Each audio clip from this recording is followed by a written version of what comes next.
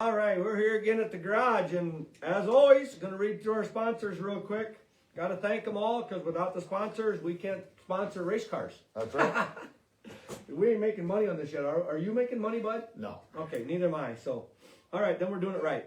Fulkins Brothers Trucking, Houston Speedway, Turn 2 Lodge down at Knoxville, Mount Tabor Cabinetry with Chris Fissel out in central Pennsylvania, Morning Sun Marketplace with Rick and Sue Fritz out in central Pennsylvania, My Race Pass, which you got to have if you don't have it, S2F, another streaming service that we follow, Port City Power Eye, several other tracks, Kaiser Aluminum Wheels, Be Wiser by Kaiser, Heartland Hardware and Appliance out of Brandon, South Dakota, Hayward and George, Iowa, Rapid Graphics over in Rock Rapids, get your signs made, cars lettered, Hawk Wings up in Jackson, Minnesota, build you a wing for whatever you want to race, I think. Yep. And they got a big thing coming up. They got some crew chiefs coming and stuff. They got a seminar thing going on up there, like Cody Jacobs is there, and oh, help me out, bud. I don't know, Tobe. I didn't see it. Hod's crew chief. Yeah, I don't know. Come on, damn it. Dylan would know. Dylan will know. He'll tell us after we get the show going.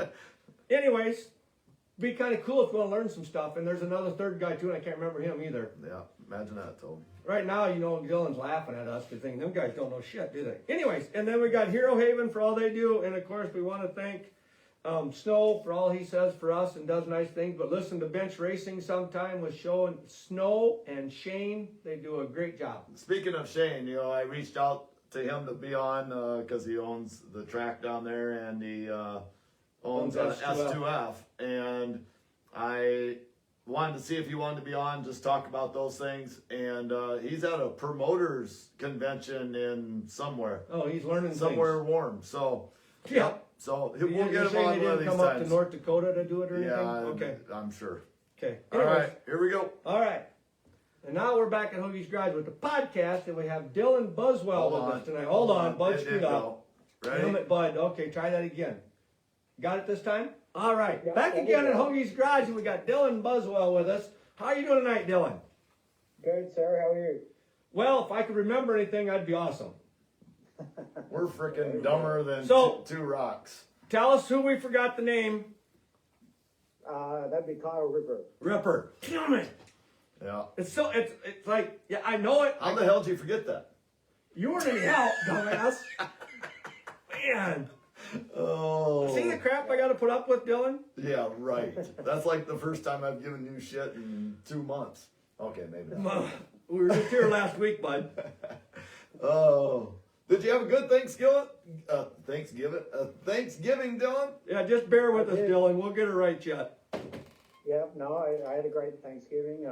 Spent it with my wife and her family, and they're in Iowa, and left a couple days later to drive out here to California. So enjoying a little bit of warm weather, but it's still pretty mild out. Yeah, that's they're good. talking like 14 below, 12 to 14 below for actual temp for us tonight. Yeah. But then 30 by Friday. You guys can have. I exited out of that at the right time, I think. Yeah, yeah, good plan, good plan. So where is home? What part of Iowa is home? Is it right in Knoxville or Pella or? Yeah, no, I live in Knoxville. Yeah. Actually, when I first moved here, I lived in what is probably the closest house to Knoxville Raceway. So that's where my wife lived when I met her, and we've moved away now. Now I'm probably about 5 blocks away. But yeah, right there in the heart of the great city of Knoxville, Iowa. That's pretty awesome. That's pretty awesome. Yeah. Yeah, one of our sponsors is Turn 2 Lodge, and that's can't be too many houses away from your wife's house because it's literally Turn 2. It's right outside it's like there. a block from the track. So, but Okay. Yeah, no, that's not very far. you bet. Let's maybe go back, Dylan, to Australia, or how did you ever race when you were young? How did you get involved in racing? Tell us how the story kind of works. So for as long as I can remember, or I guess just being a kid, my dad was heavily involved in racing.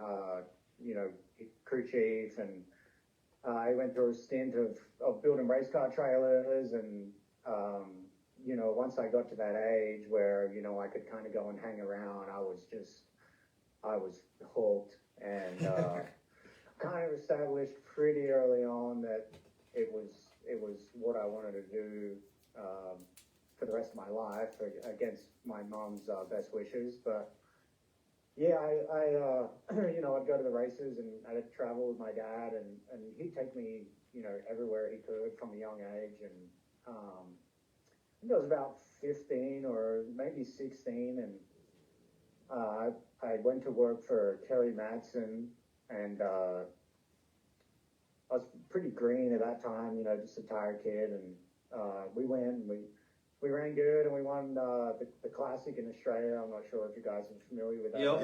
It's the biggest race down there, and we won the Classic, and 3 days later I was sitting in a classroom back at school, and I was like, I thought to myself, man, I'm done with this shit. School sucks.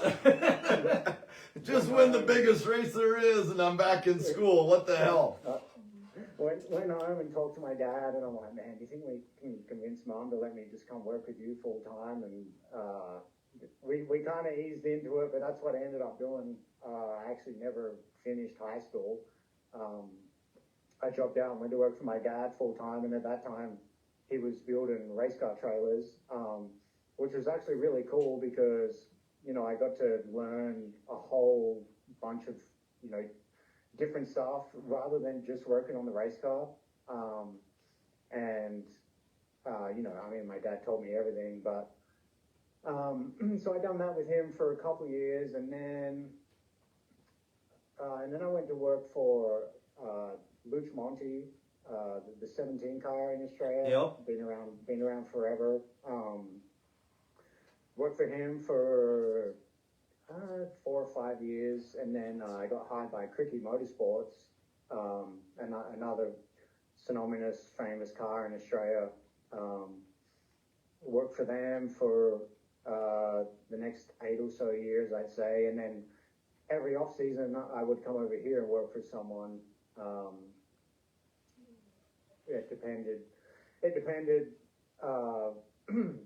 who I was kind of in tone with at that time. But 2013 was probably my first big stint over here. I came and worked for Caneric Racing with Terry Madsen on the Outlaw Tour, and I came and done a bunch of stints with Jamie Veal, and he was kind of running his own program over here. And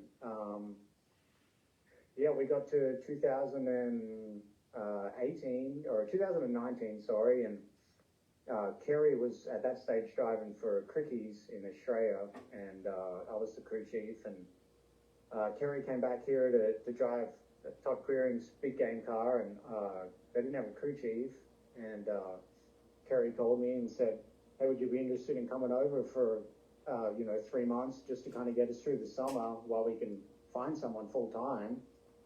And I said, yeah, absolutely. And I got here, and we done that, and at the end of it, I was like, man, I ain't going home now. I'm hooked.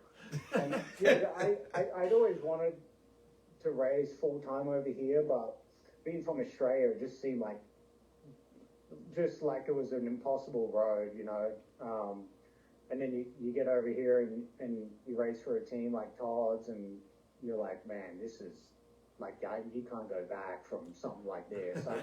I can't go back and race in Australia and do what I'm doing down there after experiencing this. So I kind of made it, my goal to stay and try to get to the highest echelon of sprint car racing that I could. And at the same time, I met my now wife, Gabby, and we got married, and just a lot of things kind of fell into place, and it all transpired really quick. But yeah, so after I finished there, originally I was only coming for 3 months, and then I decided to stay. So once our 3 months tenure kind of finished, I then had to go, find something else. And I ended up getting hooked up with Boffman Reitzel Racing. I worked for Aaron Reitzel for a year at Boffman Reitzel, and then we came to Roth for a little stint or half a year there. Yep.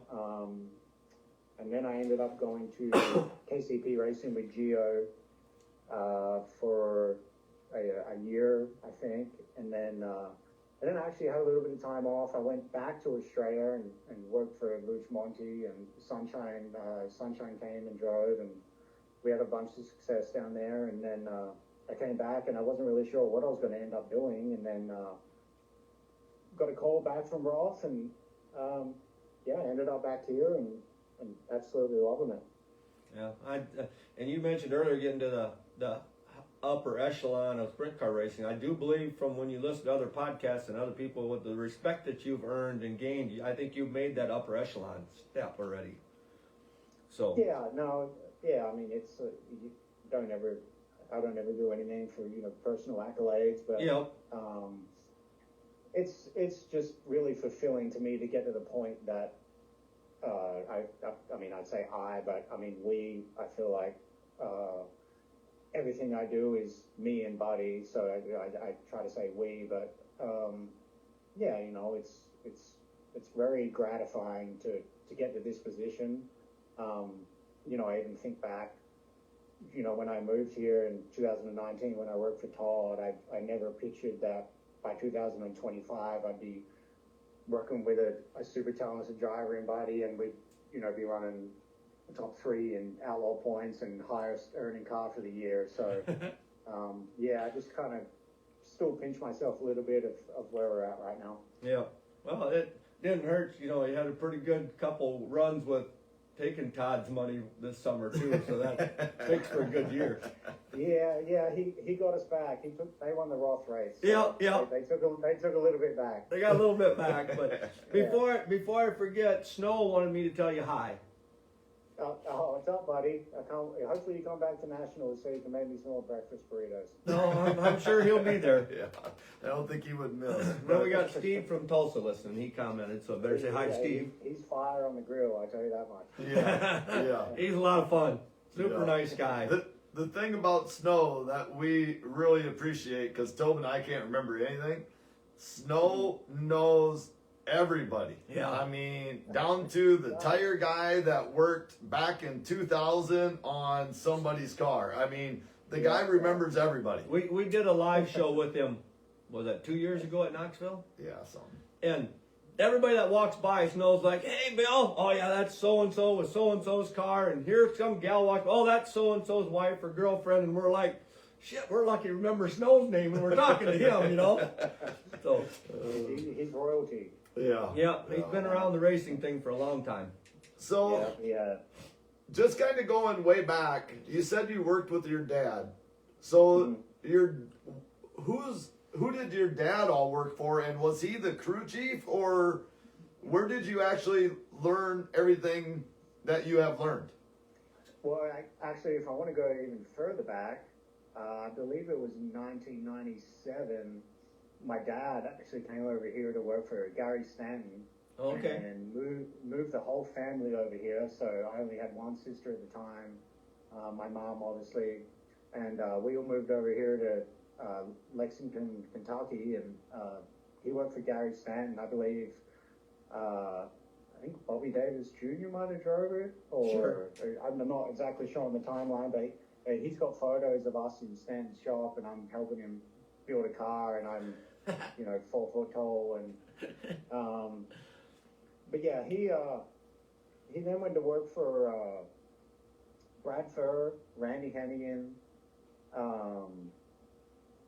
They would come out to Australia and race, and he would kind of run their programs. And I mean, fast forward, he's done a lot.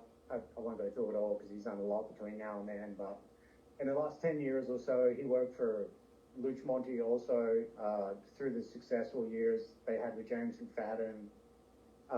And now he runs a Team Brady car that James McFadden drives also. So, he's been around for a long time, wealth of knowledge. But, more than just, he just taught me how to do things the right way. and more than just building a race car and going to the track. He taught me how to be organized and how to process everything properly. How to weld, how to work sheet metal. I remember being 15 years old and he pretty much taught me how to build a race car, and I was like, well, man, now it's like, shit, I'd bug him like that. Teach me how to run the valves. Like, I can put this thing together. Teach me how to run through the engine. I want to know how to change a mag. Like, and he would do all that stuff with me. So I'm forever indebted to my father for what he's done for me. Yeah, Okay. that's pretty Now, awesome. I'm going to go off memory here a little bit because I was talking to Snow on Monday, I think it was. I think he said your dad, they call him Buzzy. Yes. Okay. So you got a nickname then? Because everybody in Lester, Iowa here has got a nickname. Everyone calls me Dilzo. Dildo. Okay. Dilzo. Dilzo. So, a dildo would be worse. Yep. It gets mistaken for something else a lot, but yeah, Dilzo with a Z is what my friends call me. Okay. That's pretty cool. Absolutely. So, always learning something. Won't remember it. That's like I tell everybody at work too. I learn something just about every day, but I just don't remember it. Yeah. So, as a crew chief, what are some of your biggest challenges that you go through? Whether, back in the day when you first started as a crew chief, or even right now, what are your biggest challenges that you face? Back in the day, it took a while to learn how to prepare properly. I feel like was the biggest thing. And back at that age, you're very naive. I was like thrown into being a crew chief at like 18 years old, and you think you know everything. Oh yeah, we do everything at 18. You come to find out pretty quick that you don't. Hey, I know how to build a race car and put everything together nice, and I'm a big crew chief, and then you go racing, and you're like, man, I'm so underprepared. Like and then just all the little things like invoicing and making sure bills are paid and just stuff like that. That was the hardest stuff for me to learn, because obviously to run a big successful race team, you need to be on top of all that stuff. I mean that's part of your job is to take care of that. Yeah. But now that I'm kind of past all that, I'd say the hardest thing is just trying to stay on top of being fast. Everything's evolving quickly. Whether it's tires, wings, cars, tracks, engines, and just trying to stay on top of it. And it's tough to do. That's why you got massive respect to guys that have gone on long runs of just year after year of success. Yep. Your Ricky Warners and Donnie Schatzes, now David and Cody are obviously on the same kind of track. Brad and Eric, and that's what we're trying to match. And just trying to stay on top of that is tough. Just because you're good one year, there's no guarantee you're going to be good the next year. And you see that with guys all the time. Guys will come out and have a solid year, and then the next year that they're maybe not so good, and that's just stuff's just constantly evolving, and you just got to keep up with it quickly, because if you don't, you just get left behind. Yeah, absolutely, and you have to be at that top too. We've said that several times on the show. Like in qualifying, there's a lot of nights that's like 1/10 to 2/10 of a second separate the top 20 cars. Hundreds. Yeah. So it's like, you can be off just a smidgen, and it makes such a difference on where you get a start on the heat races and everything, and it's huge. Yeah. No, absolutely. And I think right now, if I had to say the weakest part of our program, it would probably be our qualifying. And I'm not saying our qualifying's bad by any means, but if it's a, if you're ninth quick, you're not in the front row of a heat race. Yep. And so, it's hard to make the dash. I think I seen a stat the other day that we made like 20 less dashes than David did this year. Yeah. So, you're not going to make that discrepancy up. I mean, them guys are just too good. You're not going to come from behind every night and drive by the 2 car or the 41 or the 1S, Sheldon. I mean, them guys are they're too good. So, I mean, you've got to put a full night together, and it's tough. It's hard to go to the amount of different tracks that we go to and unload fast every night. That's tough. Oh yeah. But to be a Border Valor champion, it's what you have to do. Yeah. So consistency. That's what wins you a championship. That's what we're working towards, and we know what our flaws are. We're open about it. It's not like we ran second in points. We're fine. No, we know where we need to get better, and we do things now in the winter and do things on the run when we're racing. But we're just working towards getting more consistent. So hopefully we can do that next year, and it's still I think people underestimate how hard it is to win these races. Absolutely. And that's why every win we get, I try have a little celebration, because they're hard to come by. Yeah. I don't think people realize how hard a lot of Outlaws races to win. Yeah. Any of them anymore. A win's a win. Even your local tracks anymore, the competition is so equal and so stiff. The competition's crazy everywhere right now. Yep. I mean, you go to Pennsylvania, they got 8 to 10 guys that can win. Knoxville. I mean, look at Ryan Timms. A Knoxville regular pretty much this year wins the Knoxville Nationals. I mean, when was the last time, if ever, that's happened? I mean, Massachusetts has a really good local contingent. They're getting good car counts. California has a bunch of guys coming through now too. So every region we go, it's tough. Yep. And you're going into their territory on tracks that they race at every week, and you got to unload and be fast. Yeah. And it's a challenge. Yeah. Well, you take the average fan like us, say, and you don't think about, even if like you race at Houston's 4 nights, the track is different every night for qualifying, and you have to be able to try and figure that out. Every night is different. It's not like you can figure something out on Wednesday night and that's going to work for Thursday, Friday, and Saturday. It just don't work that way. But we don't think about that, So we're like, well, why didn't he was fast last night? Why didn't he tonight? Well, shit changed, and and that kind of leads to my next question for you. From a guy that doesn't know how to even begin to set up a sprint car, when you show up at a track, and some tracks you guys haven't even ever been to lately, they kind of switching them up on you, but how much are you going off notes? How much are you going off of, I get there and I see the bank and this is what we're going to go with? How do you actually set it up for the night? It kind of depends. I mean, if we're going somewhere, like if we're going to Houston, I'm rolling in off notes. Yep.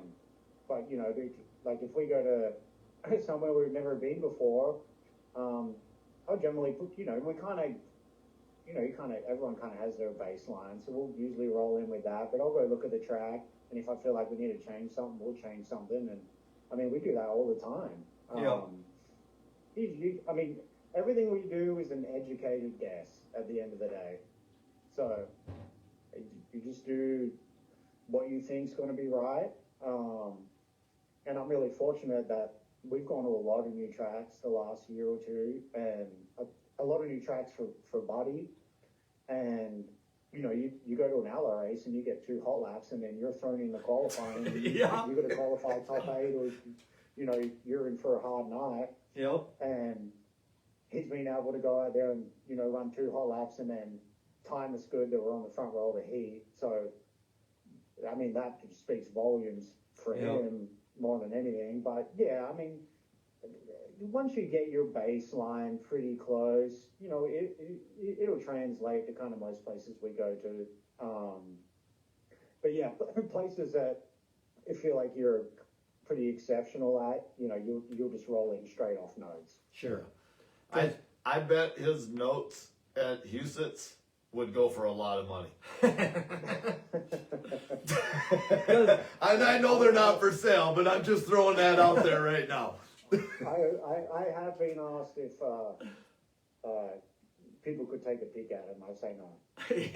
Yep. Keep those under lock and key, baby. There's too much money to be won there to give them things up. Yeah, you got that right. Yep. I might be a nice guy, but I'm not that nice. I mean, but like I said, everything's evolving so quick, and just because we were really good there the last 2 years, there's no guarantee that translates next year. Yep. Actually, the last race we won there this year, that outlaw race in the fall, actually kind of went a little off script right after the dash, and ended up winning the race. But you still got to adapt. Like, it would have been easy to sit there and say, well, we won $350,000 with this, 3 months ago. That's not how this works. So, you just got to adapt and adapt quickly, like I said. Now, I don't know if it's been 3 years ago. The 1 year he blew the motor. Leading. And then did you guys kind of fix that motor and keep that motor for Houston's again the following year? I don't remember how that whole story went. Maybe I'm completely off base. Yeah, so that was actually mine and Buddy's first weekend together. No way. Oh, really? Yeah. And Ross called me and they said, we want to hire you and we want you to race with Buddy. And I flew to California, and the Ross shop's insane at how much stuff is here. No, I can't imagine. Accumulated from over the years. Yep.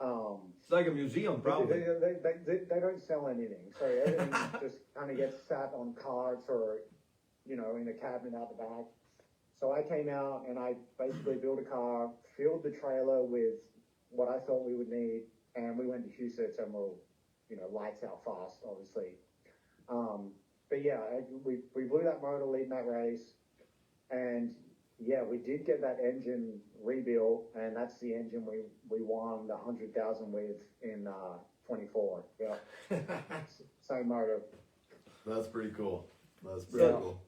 You talk about making changes and stuff. And I push at Huset's, and we'll sit there like at time trials, and it always intrigues me how many guys will sit there and watch the time trials on their phone. And there'll be a guy, I'm assuming the crew chief or somebody, sitting there on the car tire with them. And a lot of times that guy will get up before I push him off, and they'll turn just a little bit on the shocks or something on the back. They see something different, they make a slight adjustment. How much, when they turn them, they don't like turn them 5 turns or nothing, the way it looks to me. It's like a half a turn or a turn. Quarter. How much difference does that make? I mean, we're getting a little technical now for even me and anybody else, but how much difference does that little bit make in a shock? No, you're fine tuning at that point. If you're doing like a click or two on a shock, you're very fine tuning. Okay. But a lot of guys, I know myself. A lot of the time you'll do your changes off track time. So, and you'll write that in your notes. So, we started with this timed here, but everything changes with track time, because as the track slows down, you need to make changes to your race car. So, like at Huset's, we qualify from the infield. So I'll go out there with, what we start with, and then I'll have, like, if times get to this, we need to do this. Oh, okay. And if you're doing that, that would be like a minute change. Okay. So, I can't speak for everyone else, but I know that, there is other guys out there that operate the same way. Yeah. But yeah, that's how I do it. And yeah, like I said, if you're quarter turn of weight, or a couple clicks on a shock, or a Yeah. little air pressure adjustment. You're just fine tuning stuff. You're not taking a big swing unless you're Yeah. hot lap and you're half a second off. Sure. You're just fine tuning at that point. Yeah. Yeah, because you don't, like I said, you don't hardly ever see anybody turn on the stop sitting there in the push-off lane for time trials, but Right. you see the right, shocks yeah. get adjusted quite often. I mean, yeah. Ideally, you hot lap and you're on the board, and driver feels comfortable, and you just kind of let it ride. But I mean, sometimes you need to change stuff, and that just having confidence in your program just comes with time. I mean, there's times that we'll hot lap and come in, and I'm like, well, I need to change a bar, and you don't want to change a bar between hot laps and qualifying, but Yeah, once you understand your program and what your guy needs and what you want your car to do, then changes kind of become more seamless and less nervous, if that makes sense. Yep. You just have the confidence that I know we need to do this, and you just put it in, and it's fine. So Yeah. Well, it helps when you've been working on cars since you were 8 too. Then you understand it all. yeah, a little bit. Yeah, I mean, I'm 34. I feel like I've been out here for 100 years, but I mean, I'm probably still at the lower end of the spectrum as far as crew chief age, but I mean, I'm 34, but I've been a crew chief for 16 years. So. Yeah, that's crazy. Almost half of your life. Yeah. So what would be your biggest win as a crew chief? I mean, not that you haven't achieved yet is what I'm looking for. I mean, is it Eldora? Is it Knoxville? Is it actually winning the World of Outlaw points? I mean, what would be the biggest win for you? Knoxville Nationals. I mean, obviously, love to win a championship, but I don't know. I don't know if I'd rather a Knoxville Nationals or a championship. Both would be nice in the same year, but that would really make for a good year. I'm not sure. That's a tough question. I want to win all of them. Yeah. Well, that's what gives you the drive. I mean, I remember the first time I went to Eldora, and the first time I went to Woonsgrove, and the first time I went to Knoxville, and I was just in awe of. Yep. A sprint car rolling around them places is just like a sight to see. As a kid. So yeah, I mean, I'd like to win. I don't know. I'd like to win all of them. Yep, I understand it. I don't know if one's higher than the other. I'd say I'd probably take a Knoxville Nationals before a championship at this point. Okay. Just because I feel like I would like to think that a championship will come at some point. Knoxville Nationals are hard to get, man. Oh yeah. Look at guys like Joey Saldana, phenomenal career, never won the Nationals. Yep. So they're just hard to come by. Well, the list isn't really that big. No. I mean, it's a lot of repeat guys, and the list isn't that big. Well, I mean, Shots took 800 of them, so. Yeah, between him and Steve's got several of them, I think. And, Yeah. And so you take them guys, say they got 20 of them or whatever, and there's been how many? Yeah, don't just, I mean, if you say Steve, but there's other Kinzers, I think, too, right? Well, yeah. So. But Yeah, Mark's won one or two. Yeah. Yep.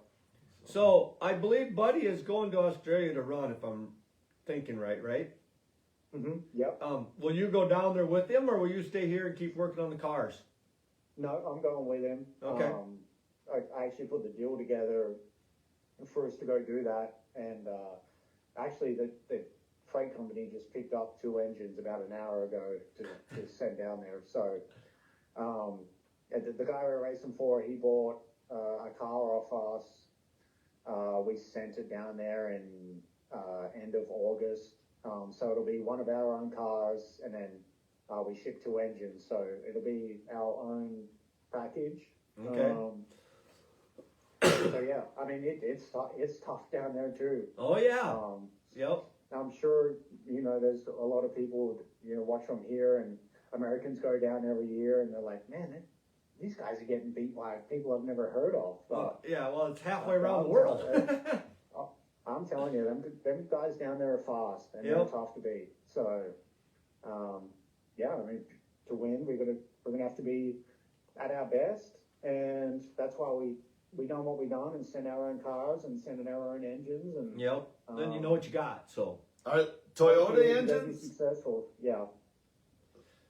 So then it's what is it? Clay per view, I think is what it's called, Yeah. isn't it? Clay review. Yep. Yep. Yeah, That's if what we people get. don't know, and unless they've gone up, but last year the price of clay per view was very, very reasonable to watch a ton of races. Well, it helps that the American dollar is very good Yeah. compared to Australia right now. So if it's 30 Australian, it's probably $20 here. Sure. Yeah. And it's fun to watch. We don't necessarily watch them live. Not getting up at 3 in the morning to watch live, but we watch them the next day. Yeah, I don't blame you. Well, we're out of racing until we get to the Tulsa shootout. Well, we got the Dome this weekend. Yes. The late models, there we go. I'll get it eventually. They're in the Dome. Speaking of Tulsa Shootout and Chili Bowl, I reached out to them today to see if we could talk to somebody about the whole track and what it all takes and stuff, and I think we're gonna get somebody on. So So cool. That'll be kind of fun to learn because it's a process to put a track inside a building. yeah. You ever gone down to the Chili Bowl and stuff, Dylan?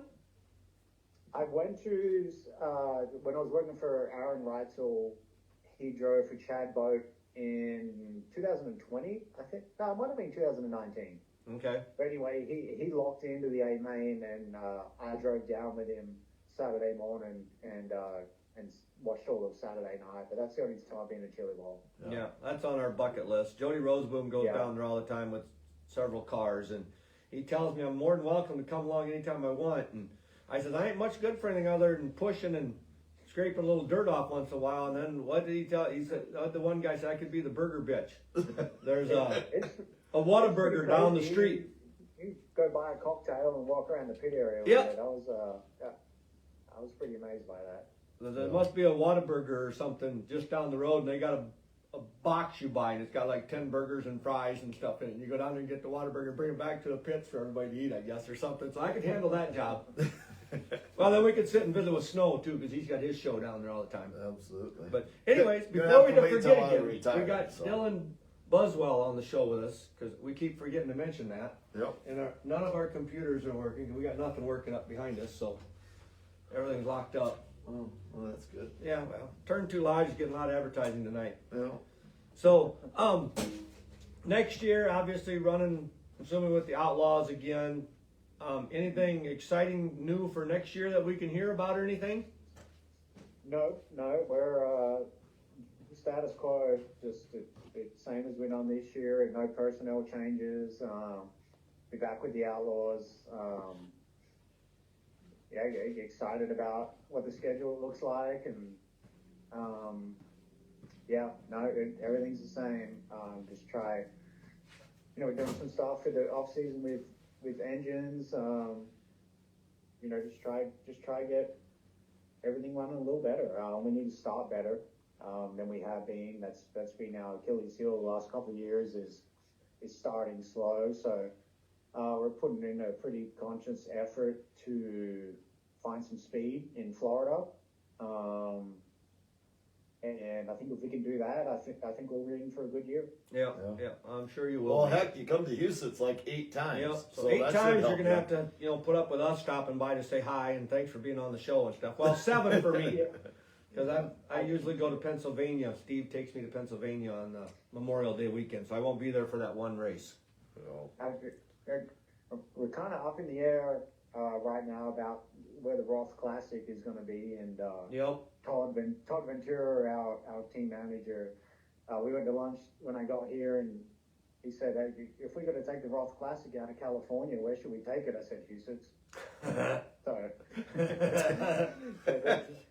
that's obviously not going to happen, but hopefully they get that sorted out, and it's at a racetrack that can put on a good race, and they get a good car count, because that's what Dennis Roth's obviously put a great deal into the sport. Yep. And, they're putting a lot of money on the line.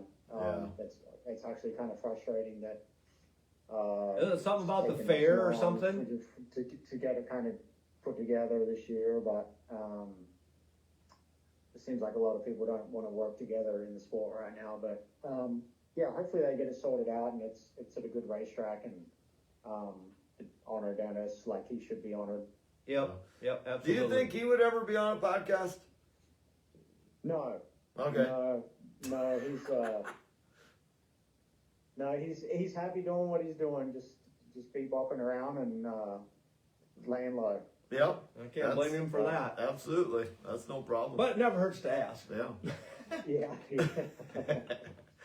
All right. Well, we've probably bugged you enough. We'll hit you up with some rapid fire questions. If there's something else you want to mention before we let you go, Dylan, that's absolutely fine too. But what's your favorite kind of ice cream? Cone Corner in Knoxville has a good twist, I believe it's called, which is vanilla and chocolate. Yep. There you go. You can't go wrong with a good twist. That's my go-to. I'm pretty plain person, so Yep. nothing extravagant there. So I gotta ask this, just because you're from Australia. Is there a weird flavor in Australia that like you don't see here anywhere or something? Or I'm not sure. I'm not a big sweets guy. okay. So I always tell my wife I'm sweet enough. So Yeah. Does she laugh at you like mine would? Yeah, I'm not sure about that. Okay. There probably is, but Yeah. No worries. I don't know. No worries. Cat or dog person? Do you prefer one over the other? Dogs. Do you have a dog? I have 2 dogs. Yeah. Okay. What do you got? I have a wiener dog, Yep. dachshund, Yep. and we have a dog that my wife had before I met her. It's a Shih Tzu teddy bear. So, Oh. but I don't know if you've ever hung out or been around a wiener dog, but they're absolute scoundrels. But they keep you on your toes. But yeah, I love them to death. Well, never been around. The closest I've come to watch wiener dogs is they do the wiener dog races with the hockey team up here in Sioux Falls. Oh, I keep trying to enter mine, and they do wiener dog races at the casino in Des Moines, Prairie Meadows, every year, and I keep trying to enter him in, but my wife won't let me. Other than racing, do you have any hobbies? Are you a golfer, or you do any of those other things? Yeah, I golf terribly when I can. There's the one we can golf with, bud. Yeah. But besides that, not really. I like having a good time, hanging out with friends, having a cocktail or two, and I mean the racing takes up so much time. But yeah, we try golf when we can. Maybe we'll have to get him on our team for next year, bud. He'd fit right in with us if he's terrible at it. If you guys aren't good, I'm in, because I don't want to be holding anyone You back. would not be holding us up. No. Maybe we'll get you to get. Did you golf that Houston's thing this year or no? No, I didn't. I was actually meant to, and then we ended up leaving late because we had waiting for an engine. So Okay. But yeah, I actually plan to do that next year. I want to come up and do that deal. It was a lot of fun. It was. A little hot this year there, but the whole week was Oh, hot. that whole week was Yeah. hot. Oh, yeah. It's slow, so there's plenty of time to drink if you want to drink. But it's probably the night of a race, or is it the No, day it's before? the day before. Oh, Because well, that then night then they- you'd be okay. Because that night then they had the pork feed. They had the full Yeah, pork that's feed, right. whatever, at the track. So where are we at? My turn. Yep. How about a favorite movie? Do you have one that you like to watch? Favorite movie? I really like Pulp Fiction. Yep. Um, John Travolta's in that one, I I don't believe. know if I've ever yeah, watched that I movie. kind of like anything kind of Scorsese. Okay, yep. That kind of genre. Yeah, I'd say Pulp Fiction's was up there. You bet. This one might be easy since Yeah, he's yeah. not really like in Iowa. But do you prefer snow or rain? Snow or rain? It's a tough question. Probably rain. Yeah, it's one of them things when you're a racer, rain usually screws up more races than snow, but snow Yeah. kind of sucks in general most of the time. And Yeah. No, I'd say neither, but if I had to pick one, rain. yeah, Because generally, if it's raining, it's probably not freezing. So Yeah. true. Better that sucks. Freezing rain really sucks. That's Yeah. way worse than snow. yeah, that is the worst. Yeah. If you were going to be stranded on an island, what type of music or album, what would you have to take along to listen to?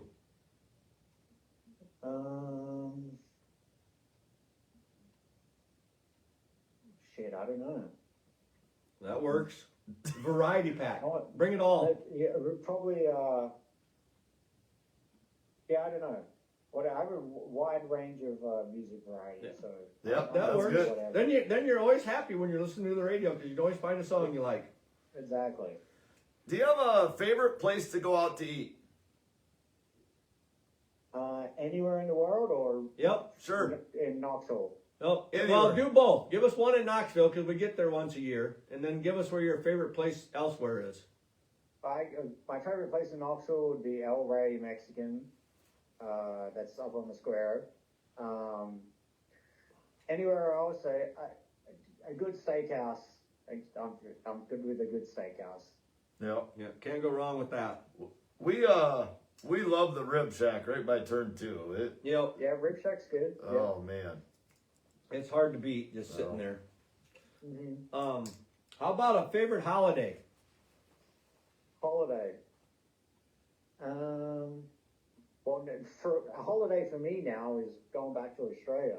So Yeah. Well, that works. Go back and I see. guess I'll run with that. It's, Yeah, absolutely. It's nothing new, but that's about all I get time for nowadays. Yeah, So go back and see the Yeah. family. yeah, no, it's I love going back there, especially for Christmas and get a summertime Christmas. It's yeah, can't beat that. Yeah, you're gonna be scorching over there, and we're gonna be freezing. How many speeding tickets do you have? A lot. I lost my license when I was 17 or 18 from speeding tickets, so I'd say a lot. Yeah. How fast can you drive in Australia? It's slow. Like the maximum speed limit's like 110, which is like, I think that's like 60. It's like barely over 65, I think. Okay. So yeah, then you get out here like in South Dakota, you go 80 on the interstate. You're Oh, loving I that. love it. Yeah. I ran 80 in the semi too. Yep, Yeah. yep. Nothing wrong with that. You gotta get to the track, man. Yeah, exactly. So, in regards to your speeding tickets, then, what's the fastest you've ever driven or say ridden with somebody going down the highway? Oh man, I'm not sure. I've ridden with some people that were probably doing 90 mile an hour.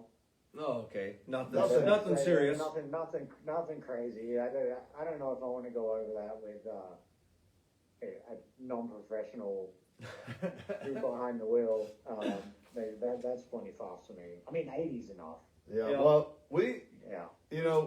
We've had Sammy Swindell had his Boss Hog, the V8. Is it a Boss Hog? Is that what? Yep. V8 A motorcycle and went over 200.